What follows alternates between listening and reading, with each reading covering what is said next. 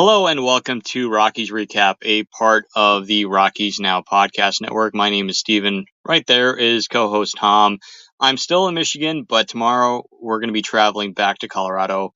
I'll be home on Thursday, right before the Rockies travel to Tom's part of the country to play the White Sox. I'm looking forward to that. But Tom, how are you doing? Pretty good. We had a heavy rainstorm last night, but all in Mhm. all, doing pretty good. Hope the trip is doing good now that it's winding down for you. Yeah, when you talk about rain yesterday, we got a bunch of rain. It was raining all day up here in the UP. But our prayers and thoughts go out to the people in Iowa and that surrounding area. I know that they got hit with heavy rain and flooding and even tornadoes, really, really bad. So prayers and thoughts go out to those people. Stay safe out there. Mother Nature can be nasty sometimes. So again, stay safe. But yeah, so tonight we're going to quickly talk about the Nationals and Rockies series at Coors Field. It was a 3-game series, and this was a series I was looking forward to. The Nationals have a very bright young squad, and it's getting better.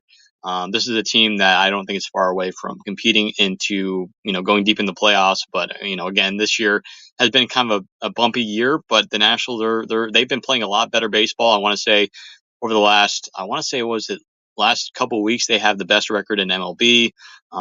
They're getting hot, and we kind of saw that in this series. And they have some really good players. CJ Abrams, he's one of the best shortstops in the National League. Lane Thomas, he's one of their, if not their best player on that team. A guy that was in the St. Louis Cardinals organization a number of years ago. Jesse Winker is having an underrated season. He had a pretty good series against the Rockies, and of course, we'll talk about how he got ejected in Game 2. But anyways, let's jump into Game 1. And right off the bat, in the third inning, the Nationals, they scored 5 runs. It was just bad. But coming into this game, Dakota Hudson, man, he had a pretty good record, I think. I want to say Drew Goodman mentioned in Game 1 that Hudson had really good success against the Nationals in his career. I think he had an ERA around 2, something like in the 2s, something around those lines. But yeah, the Nationals got to him in the third and fourth inning. 9 runs were combined in those 2 innings, so no bueno there. And then they scored 2 in the 6th, and that was it. So that was good. But again, 11 runs is something you don't want to do at Coors Field. But if that happens, your offense needs to come through. Well, the offense in the first few innings, or the first, I should say, 5 innings, did happen. It came through. The Rockies got some home runs from Ezekiel Tovar, Nolan Jones, and then I believe, who was it? Hunter Goodman. There you go. Yeah, as our friends at Blake Street Banner say, your mom's favorite player. He got his, I believe it was his 6th home run of the season. So that was good to see. I will say this too. I told somebody the other night, but I believe that's Nolan Jones' first home run at home of the season, because I think his first home run of the year was in Toronto when the Rockies won that game 12-4 back in April, I believe. So 2 home runs for Nolan Jones. Of course, he just got off the IL like last week. So, but yeah, Tovar, he's having an all-star season. Hunter Goodman, like I mentioned, he's getting hot over the last week and a half. So that's promising. But that was about it. The Rockies offense really couldn't string anything else together after that. Rockies had 11 hits. Nationals had 19 hits. I guess, almost every single guy in that lineup got a hit except Jesse Winker. 3-hit game for CJ Abrams, 3-hit game for Lane Thomas. And the batting average, a lot of them are like below 250, but they find a way to get on base. They find a way to steal bases. As a matter of fact, I think I'm reading here, they had 2 stolen bases that game. CJ Abrams has 11 on the season, or at least going into this game, or after this game, I should say. And then Garcia had 10. So yeah, pitching on both sides, well, at least for the Rockies, was not good. Vodnik was good. Kinley looks solid, and Nick Mears as well. He's been pitching pretty good. But yeah, the Nationals got to Dakota Hudson early, and for the Nationals, again, their pitching wasn't bad. I mean, I'm trying to get the name here right. Let me see, is it DL Hertz or DJ Hertz? Yeah, DJ Hertz, a young pitcher for them. I think he's only had a handful of starts this year in his career as well. He got 5 strikeouts. Didn't pitch he didn't pitch deep, but he kept the Rockies at bay. But yeah, the bullpen, I've heard for the Nationals this year has been good. So they look pretty solid. Dylan Floro, Garcia, and Tanner Rainey. So yeah, so game one was definitely not what you wanted to see. It could have been worse because the way things were going, it looked like it was going to be a blowout win for the Nationals. But the Rockies, they got some runs on the board. They got 5 runs, but still not a game you want to see if you're a Rockies fan.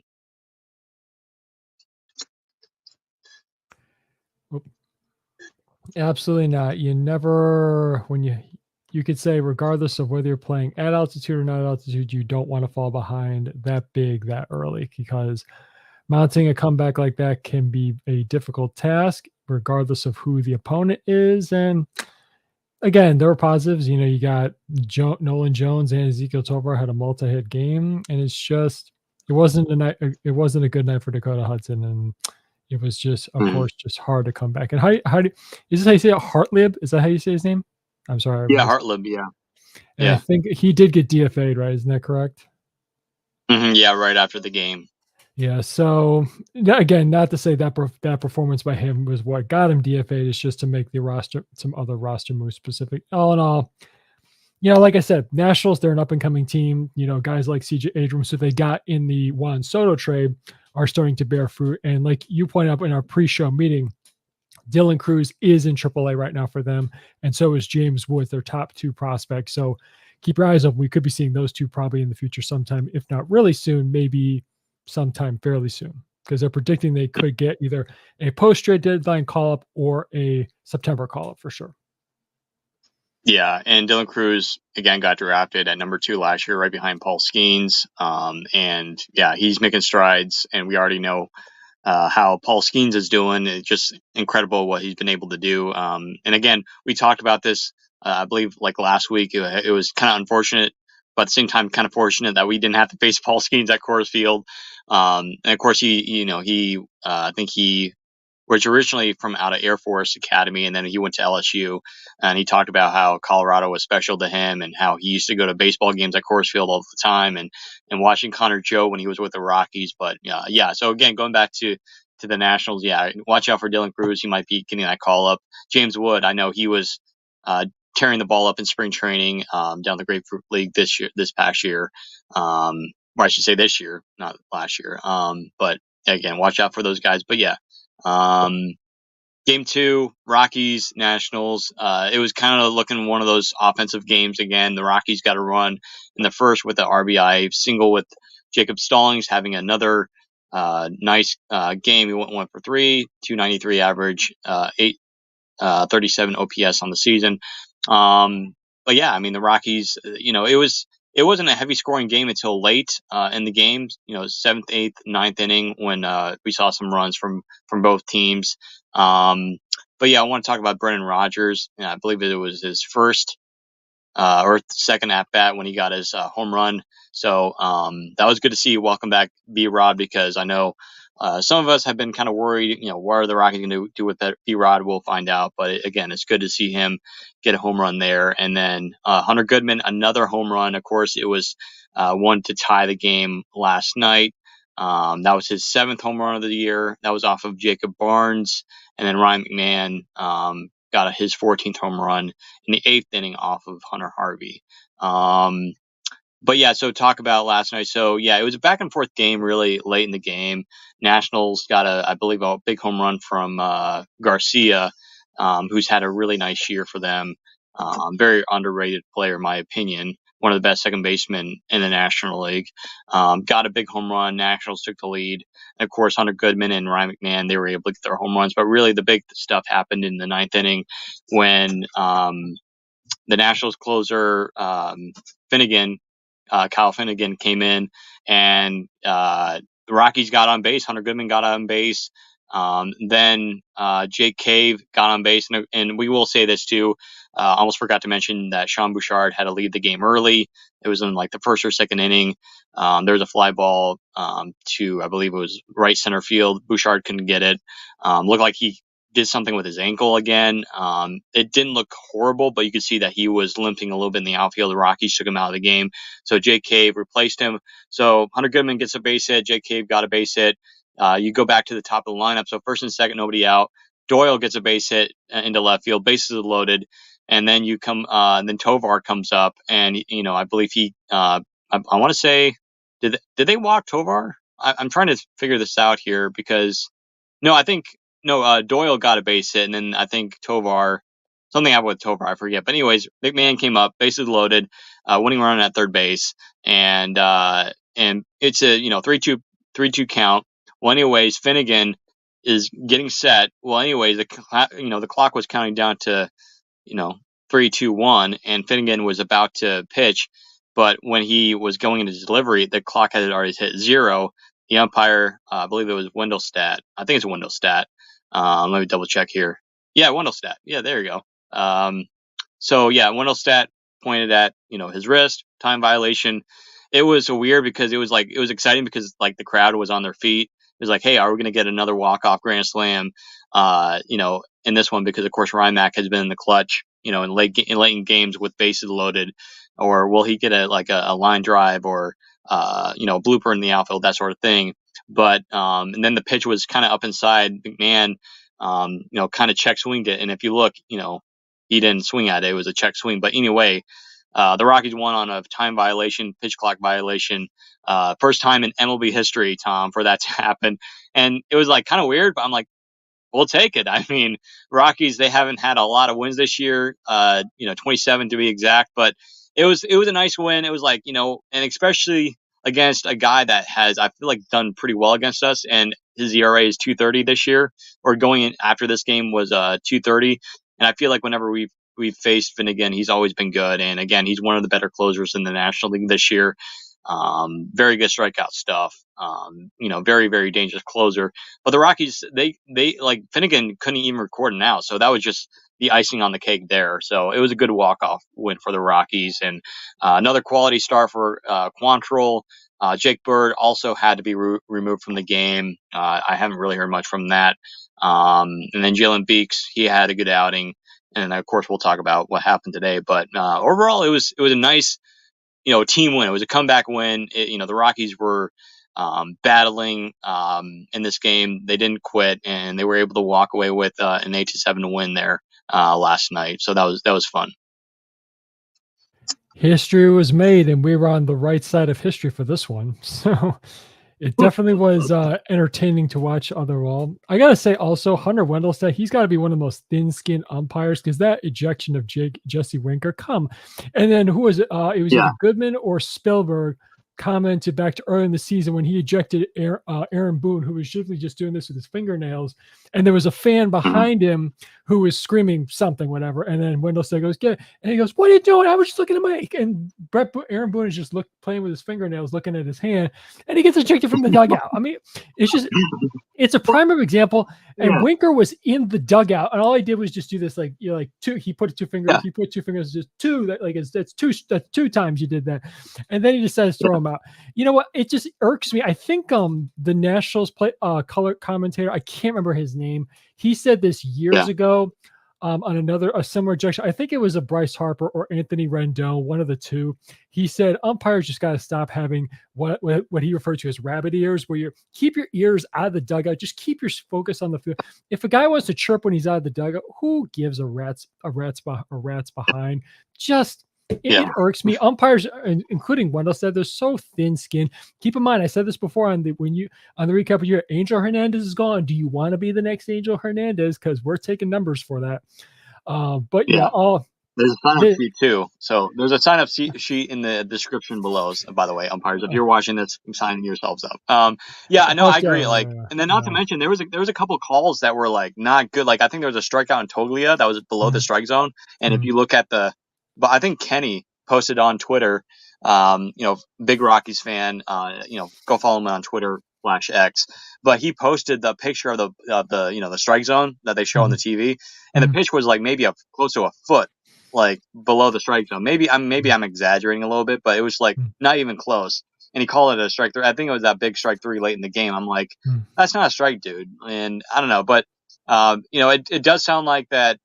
We're progressing a lot closer to the challenge system for balls and strikes, which I think is something that should be done.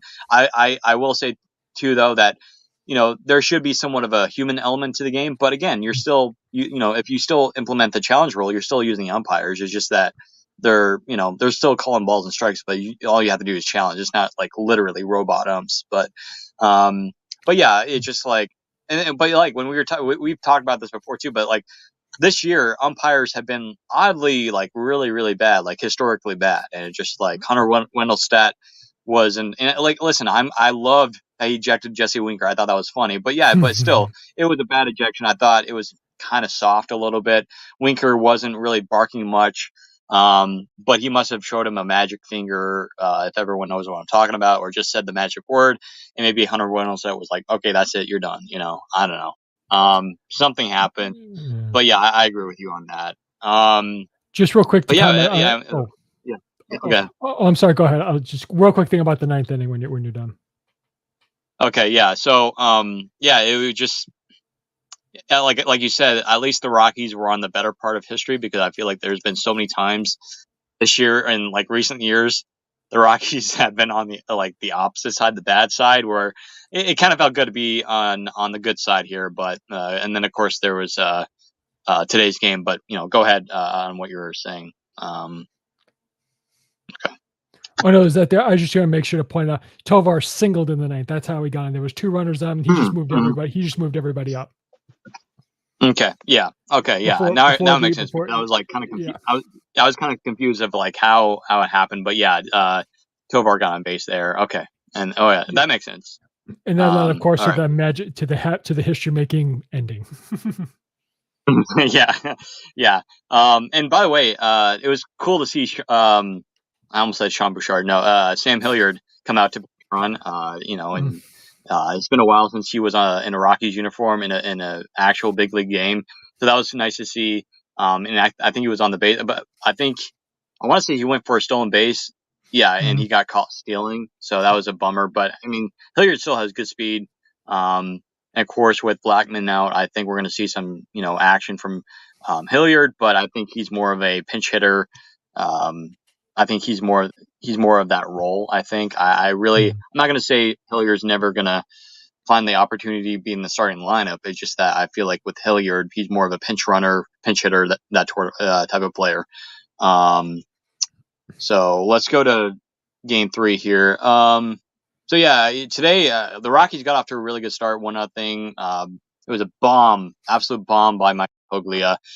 Check out the video. I think he hit it like midway or yeah, like midway second deck in right field. I've actually sat up there before. This was years ago when I was think my first it was I think it was my first Rockies game in 2010. It was against the Los Angeles Dodgers. I set up right in that area. But yeah, it was. I want to say, does it have the? I'm looking at MLB.com here. Does it have a distance for that? I don't think it does. But it was like I want to say, was it for like 460 something? It was like 467. I think it sounds right. But it was a bomb. Michael Toglia has 7 home runs on the year, and again, at one point this year, before he was sent down to AAA, he actually led the team in home runs. And I think both him and Hunter Goodman are tied in home runs with 7. But anyways, it was a low scoring game. Kyle Freeland, by the way, his first start back from the IL, pitched 5 1/3 no hit innings. Gave up that hit there. I believe it was in the 5th inning or 6th inning. I think it was the 6th inning. No, it was the 5th inning. Excuse me. No runs allowed. No runs allowed. 1 walk, 4 strikeouts. Dropped his ERA to 9.55. But overall, good start from Cal Freeland, something that we needed to see. But also, too, Jake Irvin. This is a guy that has sneaky, really good stuff and a really good curveball that was on display today. The Rockies really couldn't get a hit off of his curveball. He was so good. I want to say he had like 5 or 6 straight strikeouts, something crazy, something like that. But yeah, 3 hits allowed, 1 earned run, which was a home run by Toglia, a walk, and 10 strikeouts. He has an ERA of 3.13, and the Nationals bullpen locked things down. However, the Rockies kind of scared Finnegan once again in the 9th inning with 2 knocks, but Finnegan got 2 strikeouts to end the game. I mean, Nick Mears had a good game, 2 innings, 2 strikeouts. And then Jalen Beeks, really unfortunate because there was a ground ball back to the mound. And, it kind of went off his glove, which would have been the first out. And I feel like that could have really helped the Rockies there. But the Nationals, they got a hit from, I believe, CJ Abrams and Lane Thomas, which was that big double for him in the ninth inning. So yeah, not a lot of offense on either side. The Rockies actually had more hits than the Nationals with 5. The Nationals had 4. So really, it was a low scoring game, something you don't really see at Coors Field very often. And it just, again, a squandered opportunity for the Rockies um, to get another win because again, for going into the ninth inning, they were leading 1-0. It's just that this is a story we've read so many times, and like I told you before we started, there I had that feeling like when we were in the 7th or 8th inning, like yeah, we're gonna blow this. Like it wasn't like oh here we go again. It was more like I'm scared. That feeling, and I think a lot of Rockies fans can agree with me on that. But it's just like it's sad, it's frustrating as it is because I feel like we could be a better team if all these losses weren't on top of each other of blown leads. And I'll say this once again, I firmly believe that at the moment I think Tyler Kinley should be closing games, excuse me, and not Jalen Beeks. I think Jalen Beeks is more of a 7th, 8th inning guy, and so again the Nationals they're an up and coming team, but this is another loss that you really can't allow. And the Rockies' offense should have been better, but still they're playing against good pitching in the Nationals. But it's one of those losses, just like makes you scratch your head and just like the Rockies, they can't be blown leads like this. They had their opportunities to score more runs. They were 0 for 5 with runners in scoring position, and they left 6 runners on base. Luckily, I mean, like I said, this was a triumphant return for Kyle Freeland. That's what Drew Goodman said on the broadcast. And of Mhm. course, luckily that error by McMahon trying to save the no hitter didn't come back to bite him when he really made that play on third base line, made the throw over Toglia's head. So that didn't come back to bite him. Kyle Freeland, he was excellent. So it's just, yeah, the offense just didn't take advantage of the opportunities. And yeah, this is Beek's fifth blown save of the year. So he's a good middle reliever as a lefty option. It's just, yeah, I would agree. If I was in Bud Black here, just give Kinley the opportunity, put a righty in there as opposed to a lefty because it's not really working. And what else was I going to say? Last point I'll make. Goodman and Toglia, they're taking advantage now, and I think it's safe to say I don't want to say given up, but Bud Black has delegated Montero to bench duty at this point. So whether it's right field, and hey, Goodman, he's been good as the fill-in catcher for Jacob Stallings. He doesn't do anything bad, so give him his chances, whether it's catching or playing right field, or for Toglia first or right field or DH, whatever. There's some pop in both their bats, And like I said, it's not like that's all they have. They're doing good. They're getting on base. They're getting some good hits. It's just Toglia's batting average is low because he had an awful start to the season.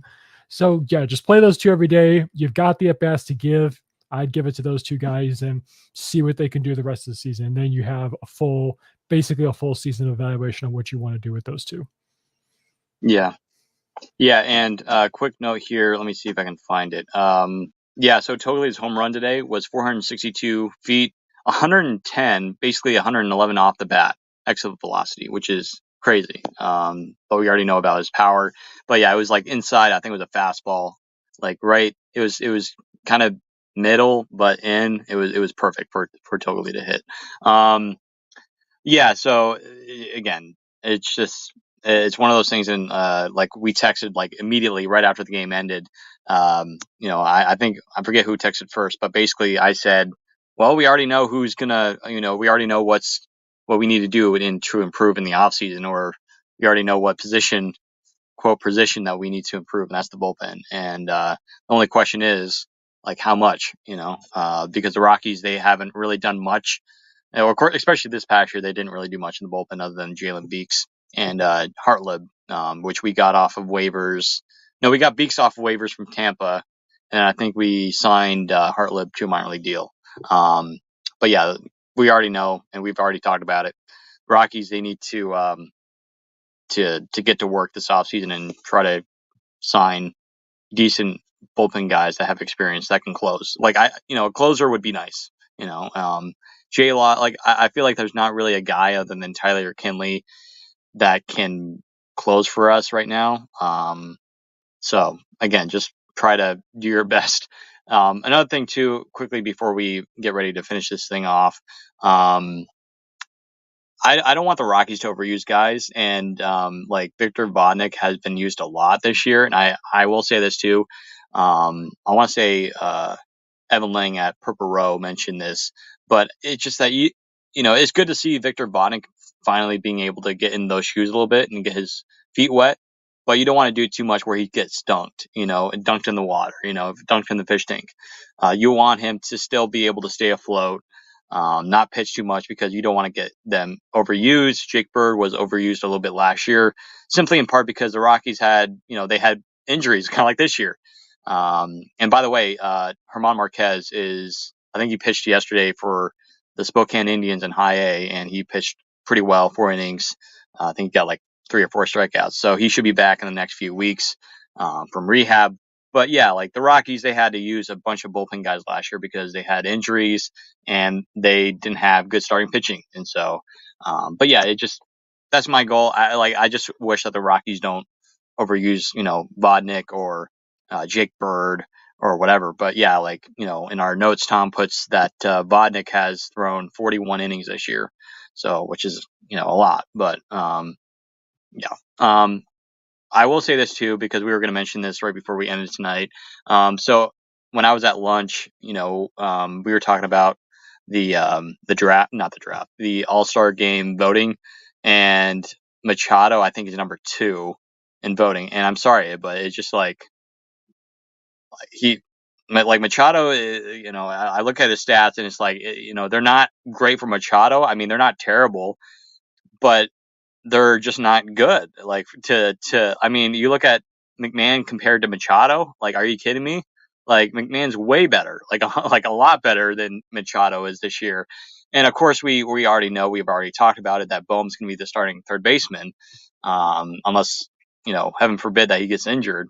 But I really don't get why McMahon's like 5th or 6th in NL voting for third baseman. Like, seriously, like he's easily a top 3 in my mind this year. The way his batting average, his OPS, his on base percentage, home runs. As a matter of fact, I think he leads the National League third baseman in home runs. And I don't really, and we've talked to many people on our Instagram pages and all that sort of good stuff, and DMs, that it's really, I hate saying this, but fan voting, the All-Star Game fan voting, is very much a popularity show. Because the Mountain Time Zone, people look at Denver and like, oh, other than Charlie Blackmon, I don't know anybody else. And like I illustrated to Tom before we got started, when my brother was in college, he had a roommate that was a Phillies fan, and so they were talking back and forth about baseball, um, and the guy was like, so he was talking to my brother. He was like, so what's your favorite baseball player? Or who's one of your favorite guys to watch? My brother said Nolan Arenado. He's our third baseman, and the guy was like, I think I've heard of him. He's like, yeah, isn't he a third baseman? And I was like, yeah, you haven't heard of him? He's like, I haven't heard of him as much. And this is when Arenado was like an MVP candidate. So it goes to show you that, a lot of people on the East Coast, especially if they don't play the Rockies as much, they don't know the Rockies players as much. And so it's just like, people need to start seeing the Rockies, but people don't, because the Rockies are bad. And that's the sad part. But it's silly that McMahon's that far down, and Tovar in the last All-Star Game update was like 9th or 10th. I think he was 10th in National League shortstops. And it's just like ridiculously bad and horrible that he's that low. And it's just unfortunate that he probably won't go to the All-Star Game unless if, MLB does that thing to where they allow, I think, basically if you have 0 players, voted in, they're going to allow one guy to get in. And if that's the case, it's going to be McMahon, not Tovar. But Tovar has been one of the best shortstops in the National League, if not baseball. And several categories. Maybe not every single category, but he's been good. And so it's really frustrating and stupid that a lot of these people don't know about, McMahon or Tovar, or really haven't given much credit to Cal Quantrill, who again, like we said earlier in the show, he had a really good start yesterday, right? And he's been one of the better pitchers in the National League West, National League, and just like the Rockies players, I feel like they don't get credit that they deserve. No, it's like you said, the All-Star Game fan vote is a popularity contest for the most part. There are some fans out there like you and myself and others as well that do vote for the guys who actually are the top ranked guys and aren't necessarily the big name guys. I mean, I voted for a couple of guys. Mhm. I voted for Ryan Mountcastle as my first Yeah, baseman for the American League, and he's having a fantastic season. Um, easy. but I will, Yeah, but I will say this: I know that the fan vote is overridden by Major League Baseball based on performance. Because if we recall, back when in 2019, David Dahl, I don't think cracked the top 10 in the outfield for the National League, but he was one of the better hitting outfielders that year. And Major League Baseball did put him in because of the fact is he earned it. So based on performance, but also to the Machado thing, it's not just he's not performing like Machado, the Machado we know. He's not really performing based on the amount of money that the Padres are paying him. I mean, he used that opt out that the Padres, I don't know why they gave it to him after 3 years, because he was going to opt out regardless if he was doing bad or good. If he was doing good, he was going to opt out. Now they got to pay him even more money for a longer period of time, but that's a whole different yeah, story. yeah. Yeah. Um, yeah, just to give our listeners and viewers a couple of things. Currently, Rymack is in the National League here among third basemen. He is second in OPS. He's only 0.007 points behind Alec Boehm, who will probably start for the National League in the All-Star game if things continue as such. And to your comment about home runs, he is tied in a three-way tie for first place with Christopher Morel of the Cubs and Heimer Candelario of the Reds. RBIs, McMahon is third behind Morel and Boehm. Let me see just real quick where he is in doubles. He is tied for third with Candelario in doubles. So, again, he is only, I think, what was it? You said fourth or fifth in third baseman ranking or whatever it was. Yeah, But no, I think it was fifth. Yeah.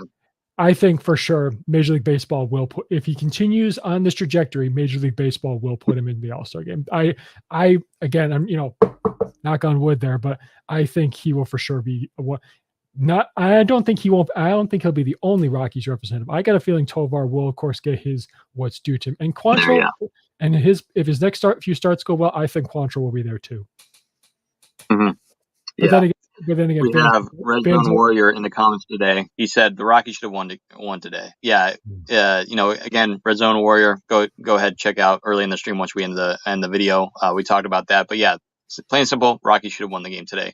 But yeah, I think it's very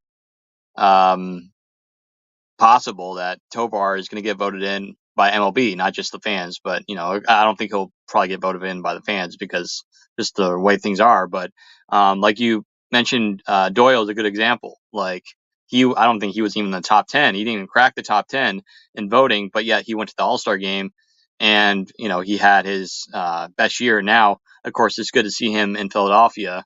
Playing in the outfield or DHing right now, and he looks pretty good.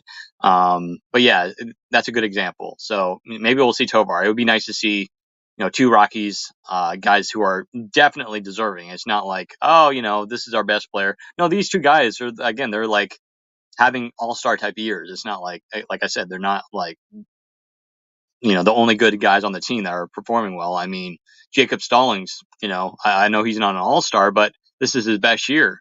And he's actually having a good year as a backup catcher. And so, yeah, that's really, really cool. Yeah, so going into the next series as we wrap up tonight's recap, the Rockies will be going to Houston for a 2-game series. It's going to be a short series. It's that yearly series in Houston, which I usually hate because the Astros are so good. And the Astros, they're starting to heat up a little bit. They're still a little bit under 500. I think they're 3 or 4 games under. They're 2 games actually now. They're 38 and 40. I believe they got another win today, so they're starting to heat up. I'm a little bit scared. but the Rockies again, they have played well against teams above 500 this year. I don't know why, but it's just the way it is. Maybe the Rockies can do something in Houston, which is a hard place to win with that crowd with Altuve. Of course, now he's getting older, but Kyle Tucker he's going to be an all-star. There's no question about it. He's going to be their MVP of the year. He's their big guy. That's who I'm afraid of. Altuve is still good, but he's starting to get older. I haven't really checked on Alvarez or Bregman, but they have some pretty good, solid players there. I just saw that Cooper Hummel is up for them right now. I believe he used to be in the Diamondbacks organization. But anyways, game one will be Austin Gomber for the Rockies, 1-4 with a 4.36 ERA. 52 strikeouts. Hunter Brown for the Astros, 4-5 with a 4.72 ERA with 82 strikeouts. And again, this game will be on Tuesday. It's a 2-game series. So tomorrow we have the day off. We will not be playing tomorrow. And then after the 2-game series, the Rockies will have another day off before they head to, again, Tom's neck of the woods in Chicago in the north side. I should say south side, not north side.